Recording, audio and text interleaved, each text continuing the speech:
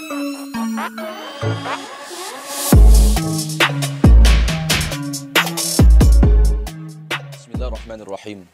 Alhamdulillahilladzi an'amana bi ni'matil imani wal islam wa nusalli wa nusallimu ala khairil anam sayyidina Muhammad wa ala alihi washabbihi ajmain, amma ba'du. Apakah antum kira bahwa masa salaf cuman satu, lantas berlaku kebenaran tunggal?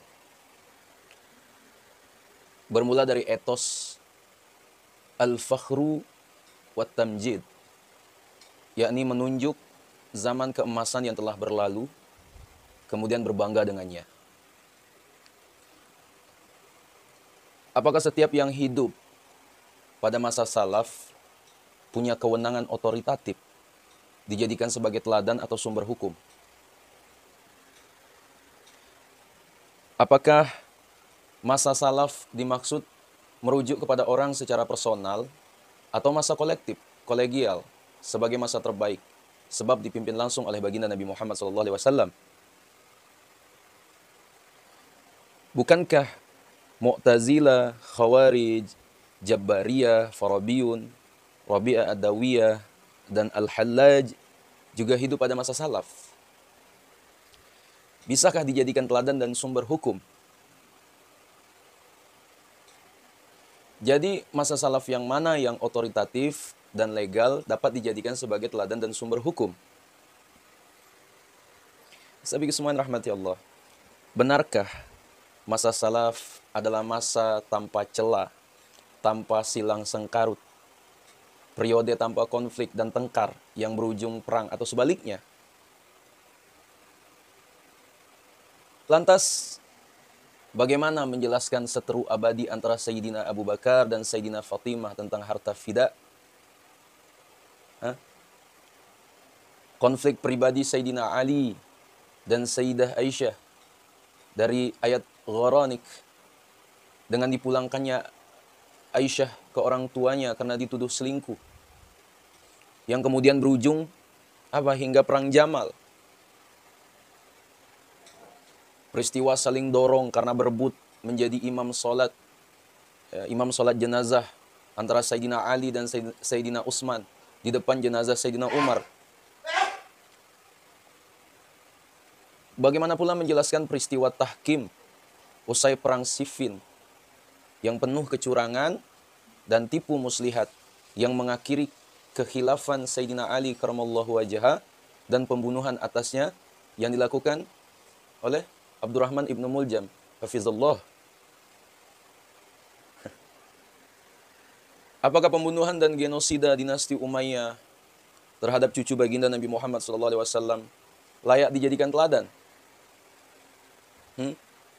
Belum lagi selisih pada sahabat-sahabat lainnya hingga masa tabi'in dan tabi'it tabi'in yang tidak terbilang jumlahnya yang terjadi pada masa salaf. Azabiku semua, sama sekali bukan bermaksud membasuh luka lama, tapi mencoba bersikap objektif terhadap realitas keberagamaan masa salaf yang dianggap masa terbaik atau masa keemasan itu ternyata ya tidak luput dari kekurangan berupa konflik, pertengkaran, dan perselisihan para sahabat besar yang dijamin masuk surga. Asabiku semuanya rahmati Allah, bahwa konflik, pertengkaran, dan perang yang ada hingga hari ini juga bagian dari produk waris masa salaf yang dibanggakan itu. Ya, itu realitas sebagai wujud humanitas, bahwa para sahabat adalah manusia biasa sama seperti kita. Ya. Asabiku semuanya rahmati Allah, masa salaf sendiri juga debatable. Ya. Sebelum kemudian disepakati Khalifah Abdul Malik bin Marwan tahun 685 Hijriah secara politis, kompromistis. Lantas periode mana yang disebut dengan masa salaf itu, yang kemudian dijadikan rujukan sebagai sumber moral dan etik dalam konteks teologis? Sahabatku semua yang rahmati Allah. Pertama, kaum Syiah dan Rafidhah hanya mengakui Ali karamallahu wajhah saja sebagai masa salaf. Kedua, kaum Murji'ah mengakui Abu Bakar dan Umar saja sebagai periode salaf otoritatif. Ketiga, Bani Umayyah hanya mengaku Abu Bakar, Umar, dan Utsman saja yang diakui sebagai masa salaf otoritatif. Ya.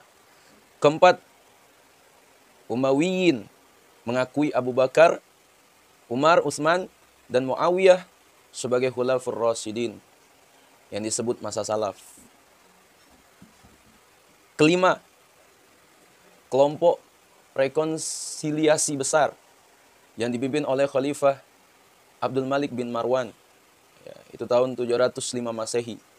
Ya, tahun 685 atau 705 Masehi. Ya, menggagas konsep Khulafaur Rasyidin, yaitu Abu Bakar, ya, Sayyidina Abu Bakar, Sayyidina Umar, Sayyidina Utsman, dan Sayyidina Ali, dengan membuang Muawiyah. Ya. Sahabatku semua rahmati Allah, kembali kepada Al-Quran dan As-Sunnah adalah jargon paling heroik sepanjang yang saya tahu. Ya, dengannya seseorang bisa merasa paling benar sendiri, ya, paling Islam, paling nyunnah, dan paling ya, yang lain sambil menyalahkan siapapun yang tidak sepemahaman. Ya. Bermula itu dari surah yang dipahami letterlek. Orang-orang yang terdahulu lagi yang pertama-tama masuk Islam dari kalangan muhajirin dan ansor, dan orang-orang yang mengikuti mereka dengan baik. Allah telah ridho kepada mereka dan mereka pun ridho kepadanya. Dan Allah menyediakan bagi mereka surga-surga yang mengalir sungai-sungai di dalamnya. Mereka kekal di dalamnya selama-lamanya. Itulah kemenangan yang besar. Ashabiku semua rahmati Allah Subhanahu wa taala.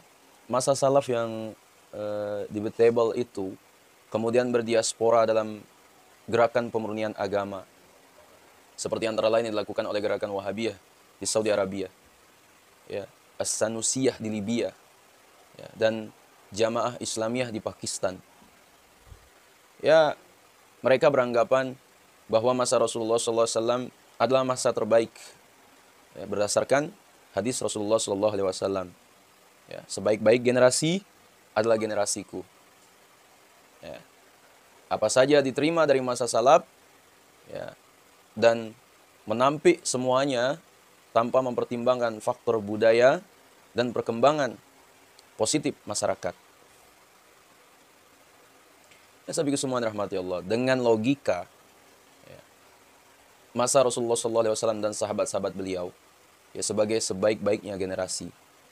Ada sebagian yang dengan gigih menolak segala sesuatu yang datang sesudah masa itu, baik yang bersumber dari dalam masyarakat mereka sendiri, ya, lebih-lebih yang datang dari luar masyarakat dan bangsa lain. Sahabatku semua rahmati Allah, kebenaran tunggal pun ya mulai dipaksakan dengan justifikasi kembali kepada Al-Quran dan As-Sunnah. Ya. Mereka lupa atau mungkin tidak mau tahu, ya, bahwa Rasulullah SAW juga pernah bersabda, ya, umatku seperti hujan, tidak diketahui apakah awalnya, tengahnya, atau akhirnya yang terbaik. Ya. Sikap wasatiyah yang ditawarkan Nahdlatul Ulama dan Muhammadiyah, ya, agaknya akan menemukan bentuknya yang permanen, sekaligus membekukan sekelompok kecil, ya, yang bangga dengan cara berpikir fanatik, eksklusif, ya, dan merasa paling Islam karena berjargon kembali kepada Al-Quran dan As-Sunnah. Ya, meski tak banyak yang mengerti. Sahabat semua rahmati Allah, mungkin dapat kami sampaikan. Sekiranya video ini bermanfaat, jangan lupa share pada orang yang kita cintai, dan juga jangan lupa share ke media sosial kalian yang lainnya agar jauh lebih bermanfaat lagi. Wallahualam, assalamualaikum warahmatullahi wabarakatuh.